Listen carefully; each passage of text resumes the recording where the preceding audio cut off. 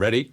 Okay, the search for the perfect musical instrument never ends. From the saxophone and the vibraphone to the electric guitar and the synthesizer, we music nuts are constantly exploring, ever seeking for newer, weirder, more versatile, more fantastic sounds and ways of producing them. But why? What's wrong with the instruments we've got? Can new instruments unlock new music? Are there even really any new ideas left? And even if you can create an amazing, original, never-before-heard instrument, how does it enter the culture and become part of our shared musical world? How many awesome musical instruments just never make it? In this episode of The Story of the Sound, we're visiting the Guthman Musical Instrument Competition at Georgia Tech in Atlanta to speak to and hear music from some of the world's pioneering inventors of new musical instruments. We'll ask them if they've created the next violin or piano, or if they're just goofing around, having fun on the fringes. And together we'll try and figure out what makes a great musical instrument great. My name's George Reese. I'm glad you're here. Come along and join us. Any instrument in particular? Well, it looks like 3 instruments in one. There's not really like a set of rules for creativity. Different from any and all the world.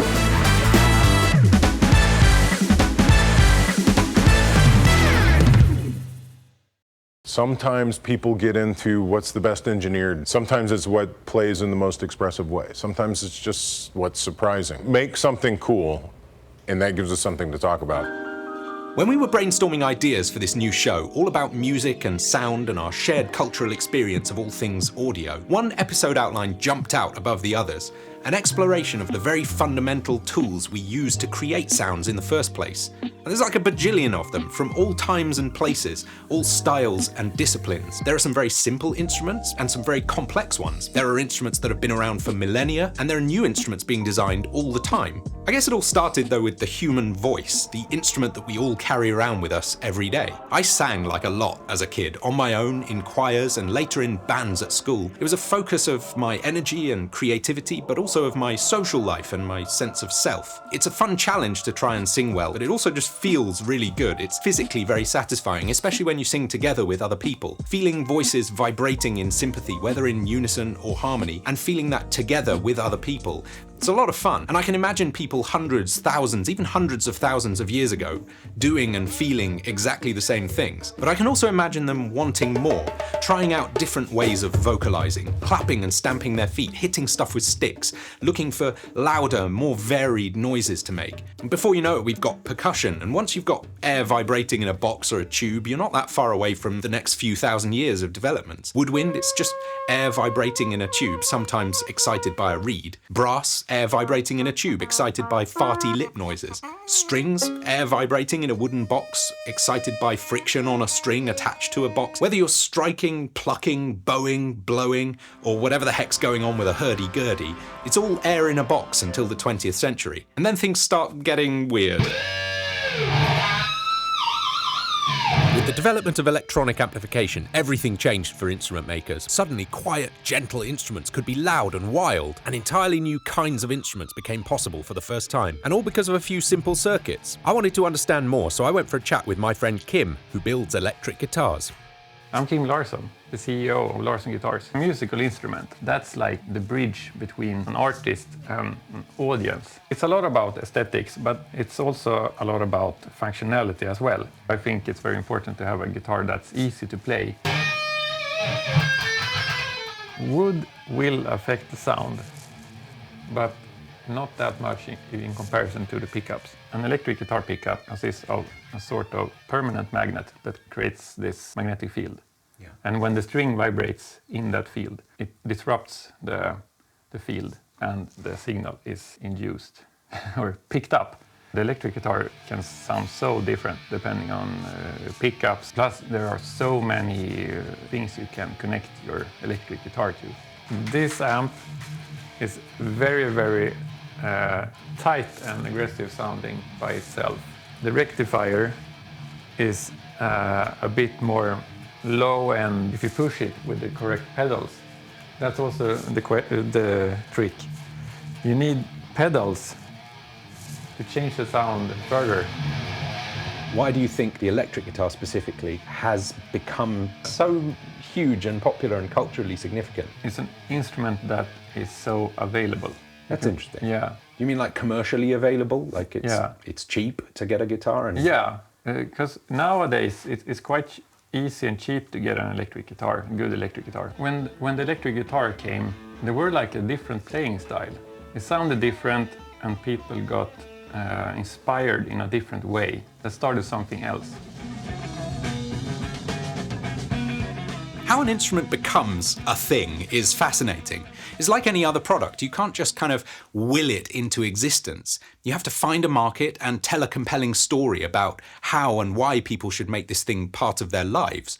Sometimes that just happens with a hit record, but it took a whole new demographic, teenagers, to unlock the wonderfully varied sonic potential of the electric guitar. And similarly, jazz music, with its own relatively new sounds and instruments, only broke through and changed the cultural landscape the way it did because a particular demographic were beginning to gain a new voice in society. The drum kit we know and love today was basically not a thing before jazz. The saxophone kind of existed, but only in marching and military bands outdoors, where its volume and brash potential was an asset. There was no real place being established for it in the refined concert halls. So naturally, as different countercultures grew through the 70s, 80s, 90s, entirely electronic musical instruments continued to push our musical culture in different directions. Synthesizers, drum machines, and early analog samplers like the mellotron are particularly interesting. They started off as a way to reproduce the sound of existing musical instruments, to kind of take a whole orchestra on tour with you in a hard case. But they very quickly broke their bounds and became exploration and sound design tools that could make noises no earthly object could possibly hope to reproduce, just by manipulating a few basic oscillating electronic waveforms. We're a long way from air in a box now, and it's starting to feel like one of those open world games where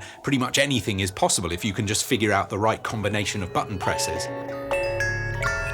So what space is there left to explore? What new sounds and ways of performing them? We've come to Georgia Tech in Atlanta to find out. Every year, the School of Music here holds an international competition, the Guthman Musical Instrument Competition, to find the most innovative, exciting, and elegant new musical instruments on the planet. We're going to hear 10 brand new musical instruments in concert this evening, performing in duet with more traditional instruments. But first, let's hear from the competition's judges and find out what they're looking for.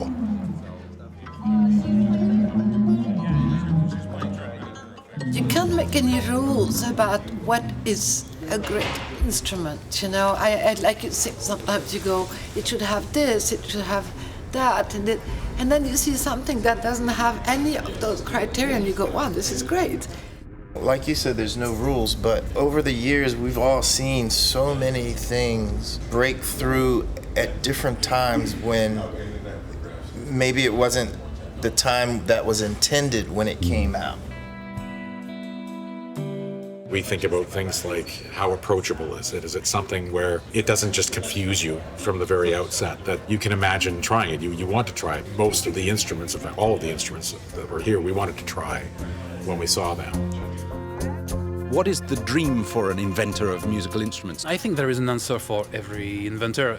Even if in this room right now, my own job is to build new instruments, and I usually build them for myself, and I'm here with my hacked double trumpet. It's a very complicated way to play a very simple instrument, which is the overtone flute.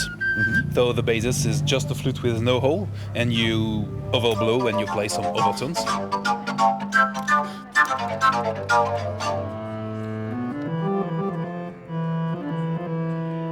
This particular instrument, this is an existing body of the instrument. This instrument exists, but what I've done is solved its problem by doing innovation on it. What this does is it allows you to have any tuning you want. You basically keep improving things the way they are, and then that's how, I think progress happens.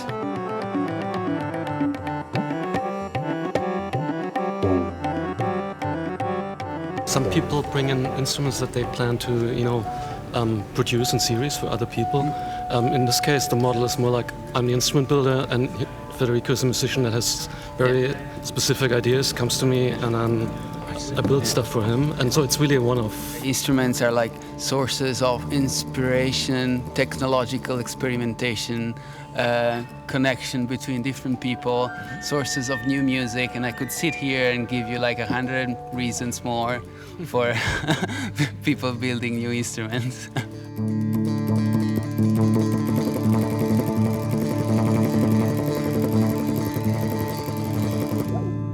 We call it an instrument for daydreaming, and that's because I think it's easy to get lost in a lot of technical details, but in the end, When we give people these pickups, that seems to evaporate away and they just get lost in the sound. And I think it's really beautiful that an instrument can kind of do that for somebody.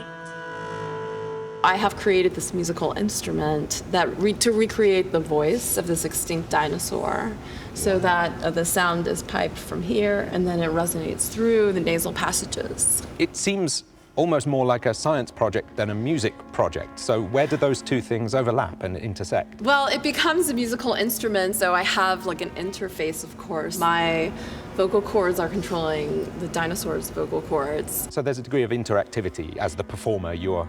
Yes, and then I learn how to play it and make it musical.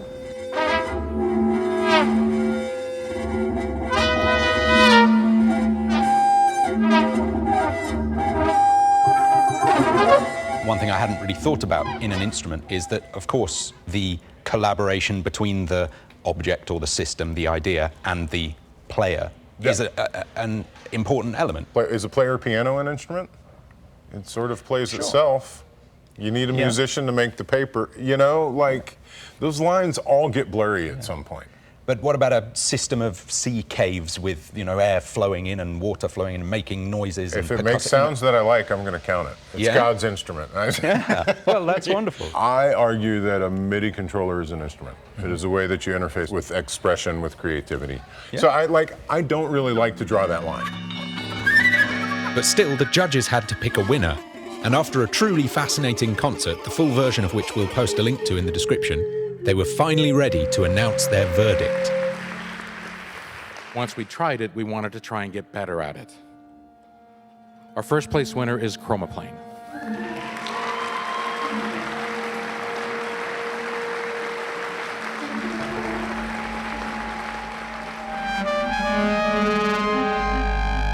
There are very few things in our highly materialistic world which can provide a lifetime of fulfillment to somebody without being discarded. And I think instruments are a rare example of this kind of thing.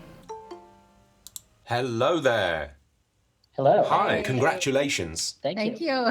So my name is Chris, and this is Nico, and together we are in a group called Passepartout Duo. We see building instruments as kind of the first step in our musical and creative process. And so there's a really strong link between the instruments we're making and our practice as musicians. There were at least two principles that we did not want to compromise on. The design of the instrument, really, it couldn't be really bigger, and the top surface had to stay flat. And then the other idea is that there was a price point that we didn't want to go beyond. It's a kind of anonymous flat surface that's creating electromagnetic fields, and that we play using electromagnetic pickups. This kind of ties into our backgrounds as a percussionist and a pianist, because approaching electronic music, touching every sound was always important to us. Also having the flexibility to bring the instrument anywhere. I think it's just worth discussing for a second how important the interface is.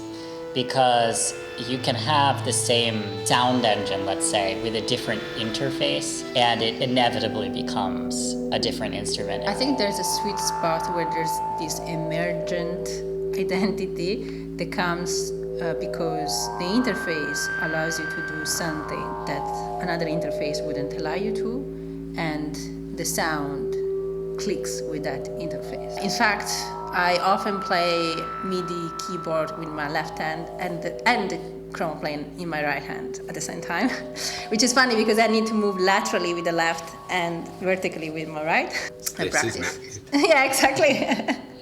So it's very good for your brain and you will not age. No. We first heard about the competition from a past winner of the competition, actually. Daniel is his name, who has invented this instrument called the glissatar. It was a great meeting. We talked a lot about instrument making, and he had recommended to us to enter this competition. And so we entered it. We did not at all imagine winning. We just kind of went in with a totally open mind, hoped to meet interesting people and discover different approaches, and we did. Is there a world in the medium to distant future where chromoplane is a very well-known and very widely played instrument, a part of every garage band? Is there ever going to be another electric guitar revolution where every kid in the world wants to be Chuck Berry? Or is the world more fragmented and diverse than that now? It would surprise me. Of course, like we would be delighted if all kids could afford, or school could afford, like the first electronic instrument is a chromoplane. I wonder how that would change music thinking nowadays. It's an instrument for daydreaming.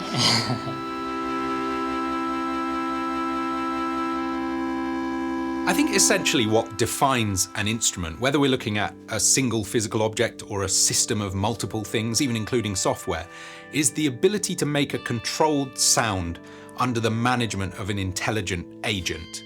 And I'm deliberately not saying a human agent or controller, by the way. In fact, in our next episode, we're going to be exploring some of the non-human fringes of music making. But I think anything that can be harnessed by a player to produce a sound with a degree of intention can be called an instrument. But what makes a great instrument? I think before going to the contest and speaking to the people we've spoken to in making this episode, I'd have said that a great instrument would be the most of something, like the most versatile or the most delightful, the most easy to get good at and impress people or something. But I don't think that anymore. I think, like with so many other things, the best instruments are the ones that are the best balanced in the sweet spots. The instruments that define generations and break new ground are the ones that are the most delightful, the most versatile they can be, while still being relatively affordable and portable and adjustable and comprehensible. You know, not too difficult to learn, but not too limited when you become an expert. Not too unusual sounding most of the time, but not unable to produce something really bizarre when called upon. The Swedish have a word, lagom, which essentially describes the Goldilocks zone. Not too hot, not too cold, just right. And a great musical instrument is one that is lagom for its environment, just right for the situation. Whether the chromoplane will prove to be lagom for modern musicians, I guess we'll find out. But I feel pretty sure that as our environment continues to change, as our societies and economies and technologies continue to evolve, there's always going to be new space for new stuff. And that means that I'll never run out of interesting new things to intend to learn to play someday. So that's nice.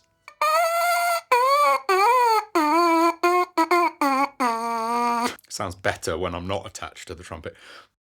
Thank you so much for watching. Click like if you enjoyed this video and leave us a comment telling us which instruments you play or would like to play. It really helps a new channel out, that kind of engagement. So we'll be down there replying to comments. Go crazy. And don't forget to subscribe so you don't miss our next video. We'll be releasing a new episode every month and a few little occasional pieces in between too. So get the notifications turned on, tell your friends, tell your bandmates, tell your old music teacher from school, and we'll be back soon for more on The Story of the Sound. A very special thanks to our partners in making this episode, Kilohertz. They make excellent software tools for music makers, including the Phase Plant Modular Soft Synth, one of my personal favourite instruments. Go check it out, and while you're on their website, create an account and download the free Essentials collection, which gives you more than 30 basic effects and sound design plugins to use in your productions, like Bit Crush, Ring, Dual Delay, Phaser, and Tape Store.